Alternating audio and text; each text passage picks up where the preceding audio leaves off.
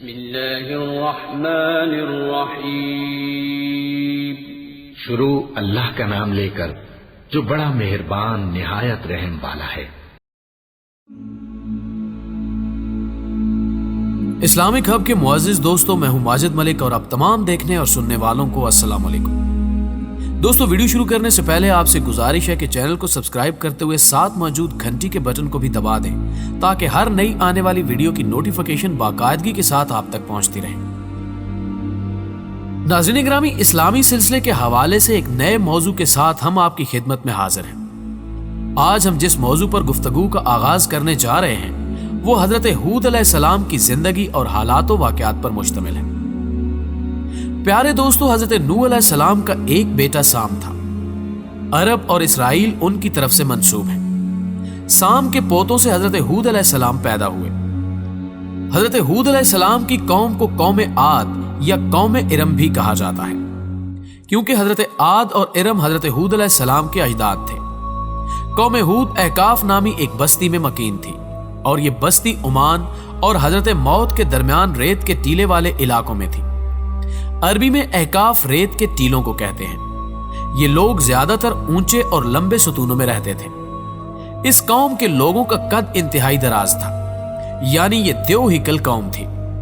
طوفان نوح کے بعد قوم عاد ہی وہ پہلی قوم تھی جس نے بت پرستی اختیار کی، اس لیے قوم ہود کو عاد اولا بھی کہا جاتا ہے۔ ان کے 3 بت تھے جن کے نام سمد، سمود اور ہرر تھے۔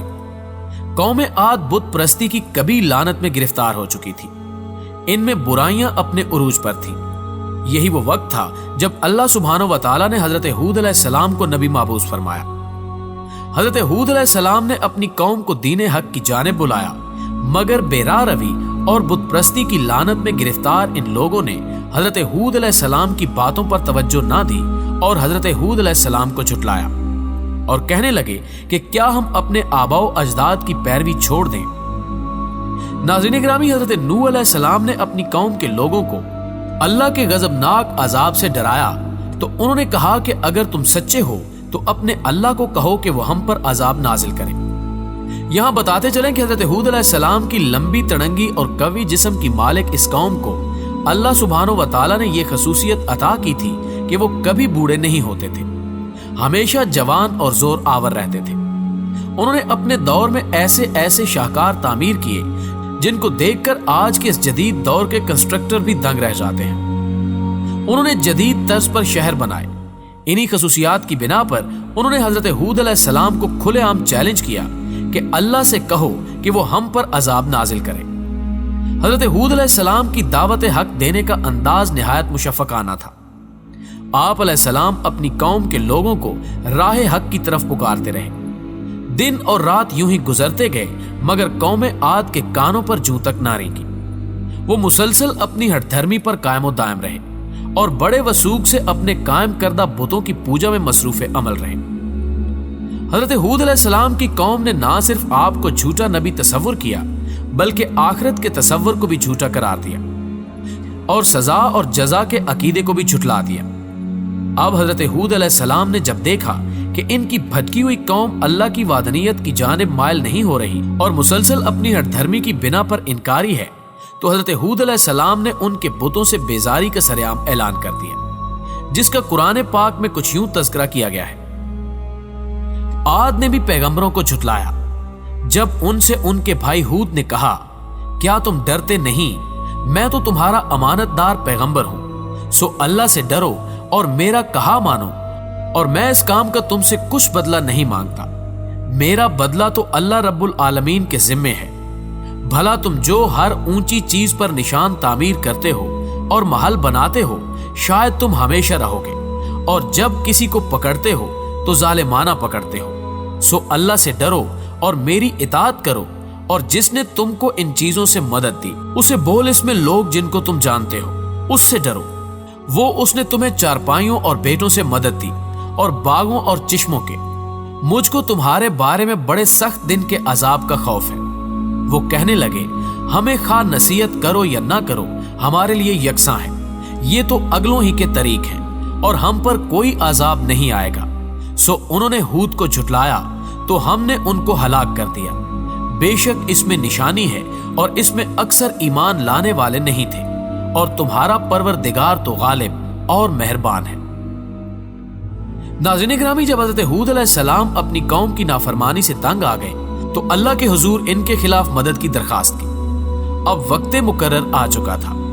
آخر حضرت ہود علیہ السلام نے اللہ کی بارگاہ میں ان کے لیے بد دعا کی تو اللہ تعالیٰ نے حکم دیا کہ اپنے ماننے والے بندوں جو 70 آدمی تھے ان کو اپنے ساتھ لے کر پہاڑ پر جا رہو۔ تب حضرت ہود علیہ السلام ان کو لے کر پہاڑ پر چلے گئے اور اپنی قوم سے کہا کہ اب تم کو ہوا ہلاک کرے گی اور تم پر غضب الہی عنقریب آئے گا۔ وہ بولے، کون سی ایسی ہوا ہے جو ہم پر غالب ہوگی؟ وہب ابن منبع سے روایت ہے کہ 7ویں زمین پر ایک ہوا ہے اور اس کا نام ریح العقیم ہے، اور 70,000 زنجیروں سے اس کو رب کریم نے باندھ رکھا ہے، اور 70,000 فرشتے اس پر محافظ ہیں۔ جب قیامت کا دن ہوگا وہ ہوا چھوڑ دی جائے گی اور وہ اتنی تیز ہوگی کہ پہاڑوں کو ریشم کے ذروں کی طرح اڑا کر رکھ دے گی، اور آسمان گر پڑے گا اور ٹکڑے ٹکڑے ہو جائے گا، اور وہ روئی کے گالوں کی طرح اڑتے پھریں گے۔ حکم جلیل ہوا کہ اے فرشتوں، وہ ہوا قوم عاد پر کچھ دیر کے واسطے چھوڑ دو۔ تب انہوں نے عرض کی کہ اے جبار عالم، کس قدر چھوڑ دیں؟ حکم ہوا کہ گائے کی ناک کے نتنے کے اندر سے چھوڑ دو۔ انہوں نے پھر عرض کی، یا رب العالمین، اس مقدار سے تو سارا عالم ہی برباد ہو جائے گا۔ تب حکم ہوا کہ سوئی کے ناکے کے سوراخ کے برابر چھوڑ دو۔ جب انہوں نے حکم خدا بجا لاتے ہوئے اس ہوا کو سوئی کے سوراخ کے برابر سے چھوڑا تو وہ ہوا ابر سیاہ کی مانند پہاڑ کی طرف نکل آئی۔ اس ہوا کو دیکھ کر قوم عاد بہت خوش ہوئی اور کہنے لگی کہ یہ ابر ہم پر ضرور برسے گا۔ حضرت ہود علیہ السلام نے کہا، کوئی نہیں، یہ وہی ہے جس سے تم انکار کرتے تھے، اور یہ وہ ہوا ہے جس میں دکھ کی مار ہے۔ اور جب ہوا نکلی، کافروں نے کہا، اے ہود، تو نے جو خوشخبری پہنچائی اس سے ہم خنک تر ہوں گے۔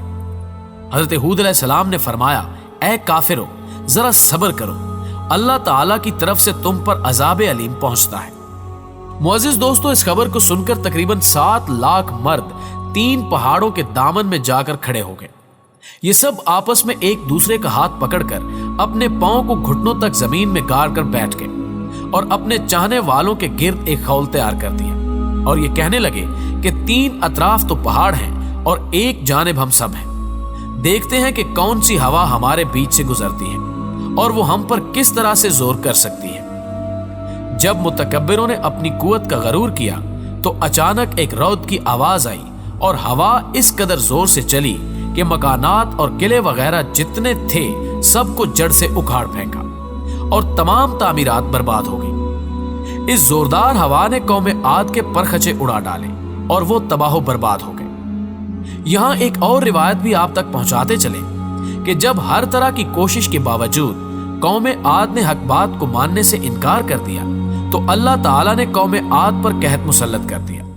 جب لوگ پھر بھی حضرت ہود علیہ السلام کی دعوت پر انکار ہی کرتے رہے تو اللہ تعالیٰ نے ان پر ہوا کو اختیار دے دیا۔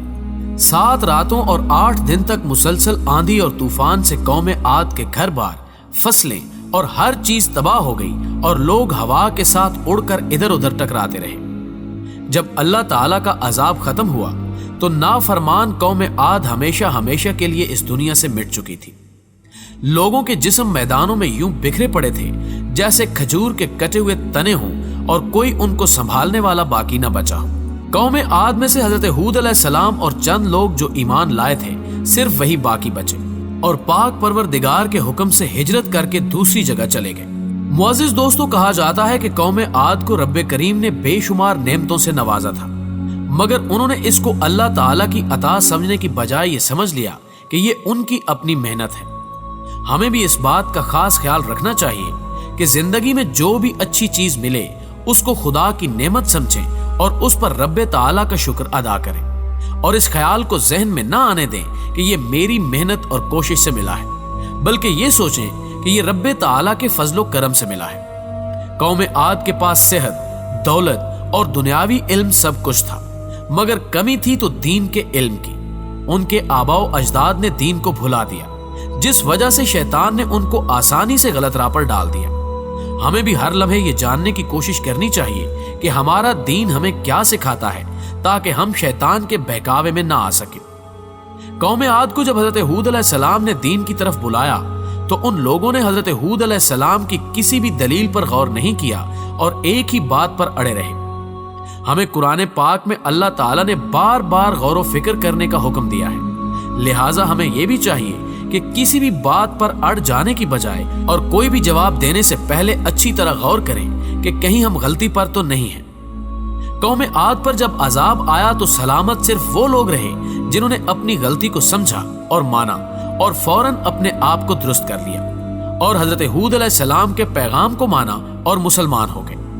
جب رب دو جہاں کا گناہگاروں پر عذاب آتا ہے تو پھر بچ نکلنے کی کوئی راہ نہیں رہتی، لہٰذا ہمیں بھی ڈرنا چاہیے اور غلطی ہونے پر اس سے پہلے کہ پکڑ ہو فوراً معافی مانگ کر توبہ کر لینی چاہیے۔